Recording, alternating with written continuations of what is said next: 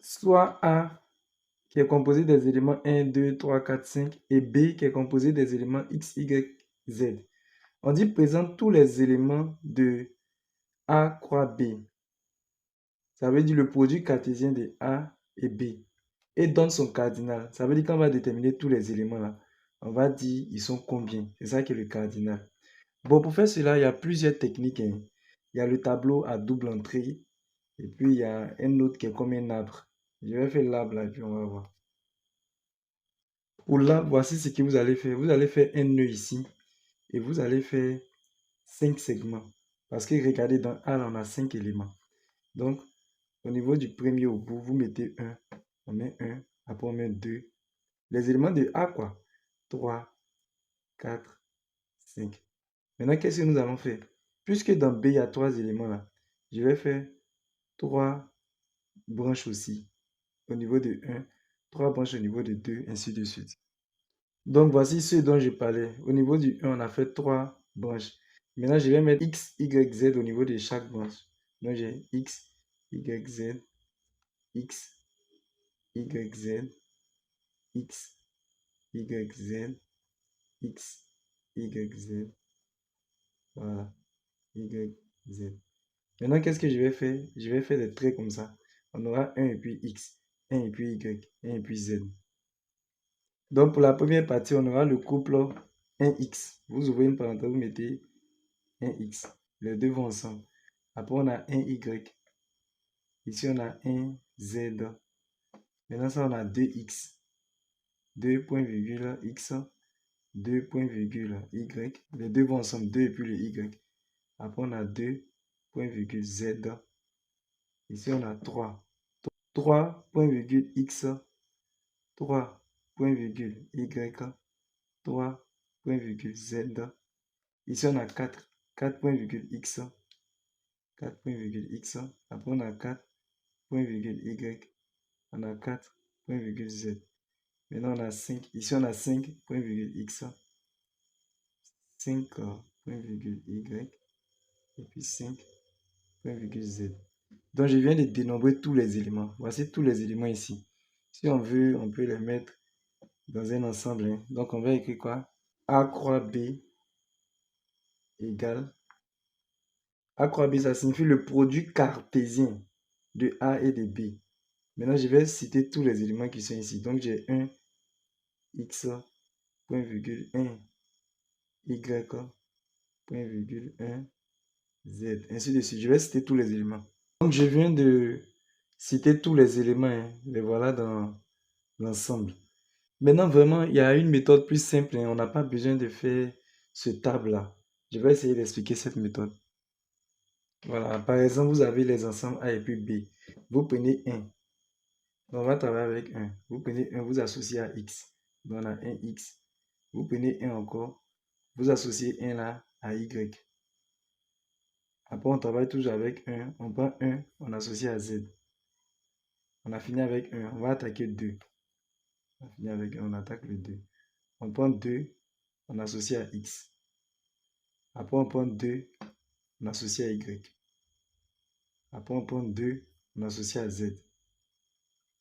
Après avoir fait cela, maintenant, on va attaquer le 3. Donc, on prend 3, on associe à X. Après, on prend 3, on associe à Y.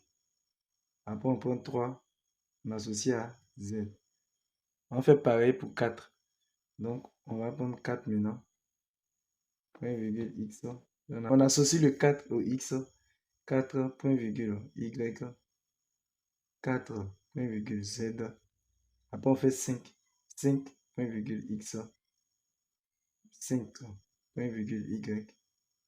Et puis 5 point virgule Z. Donc, on peut faire de façon simple comme ça aussi, hein.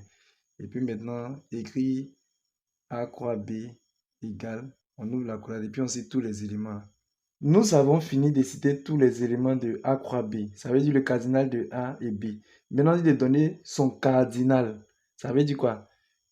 A croix B, là, il y a combien d'éléments à l'intérieur? Donc, on va juste compter. Quand on dit le cardinal d'un ensemble, là, c'est le nombre d'éléments qui se trouvent dans l'ensemble. Si on dit par exemple que dans une école, il y a 50 élèves, et puis on vous demande cardinal de l'école, vous allez dire c'est 50 élèves, c'est tout. Donc, cardinal de A croix B, là, on va juste compter. Hein. On a 1, 2, 3, 4, 5, 6, 7, 8, 9, 10, 11, 12, 13, 14, 15. Ce sont des couples. On trouve 15. Maintenant, suivez. Il y a une formule même pour trouver le cardinal d'un produit cartésien. Je vais vous donner la formule aussi. Vous pouvez utiliser cela pour trouver.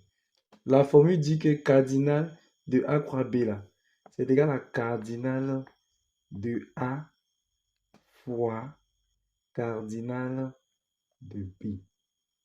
Très bien. Maintenant, dans notre cas, dans notre exercice là, cardinal de A, ça veut dire c'est le nombre d'éléments que contient A. Voici A ici. Hein. Vous voyez, voici A. Dans A, on a combien d'éléments? 1, 2, 3, 4, 5. Donc, cardinal de A, c'est 5. Donc, j'écris 5 ici. Après, j'ai fait fois. Maintenant, on nous demande cardinal de B. Ça veut dire que B contient combien d'éléments? Voici B ici, on a un élément, deux éléments, trois éléments. Donc, cardinal de B, c'est 3. Je fais 3 fois 5, 5 fois 3, qui donne 15. Donc, on pouvait utiliser cette formule aussi, ou bien compter. Pour la question 2, on nous dit combien de couples de l'ensemble A croix B contient le chiffre 2. Donc, c'est simple. J'ai oublié de vous le dire. Lorsque vous avez A croix B, là, les éléments de A croix B, on appelle ça des couples. Vous voyez, c'est deux éléments. Un couple, c'est deux éléments. Maintenant, on dit de trouver le nombre de couples qui contient le chiffre 2. Donc, on va aller chercher dans les différents couples là. C'est à l'intérieur de quel couple que nous avons le chiffre 2. Donc ici, vous convenez avec moi qu'on a 2, le couple 2x, on a le couple 2y, et puis on a le couple 2z. Donc, ça veut dire qu'il y a trois couples de l'ensemble A croix B qui contient le chiffre 2. Donc, j'ai écrit, il y a trois couples de l'ensemble A croix B qui contient le chiffre 2. Voilà, bon. Pour plus de précision, j'ai mis, il s'agit de couples 2x, 2y et puis 2z. Moi, c'est Monsieur Soumaro. Voici mon numéro WhatsApp. Pour tous ceux qui veulent intégrer mon groupe WhatsApp ou qui veulent avoir un suivi particulier, écrivez-moi sur mon numéro WhatsApp qui se trouve ici.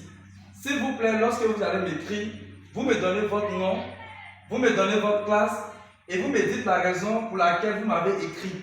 C'est-à-dire, vous me dites pourquoi vous m'avez écrit. Si vous m'avez écrit pour comprendre quelque chose, si vous m'avez écrit pour intégrer mon groupe WhatsApp, vous le dites. Maintenant, en plus de cela, je vais vous demander de faire quelque chose pour moi. J'ai une chaîne YouTube. Donc, vous pouvez partir sur ma chaîne YouTube. Vous tapez sur YouTube Maths, comme c'est écrit avec S.Facile94. Lorsque vous allez taper cela, vous allez voir ma photo, vous vous abonnez.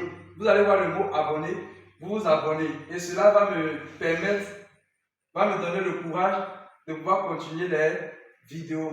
Je vous remercie. N'oubliez pas de vous abonner aussi, de liker la vidéo, de la partager et de la mettre en favori. Pour toutes vos questions, veuillez les poser dans les commentaires. Merci.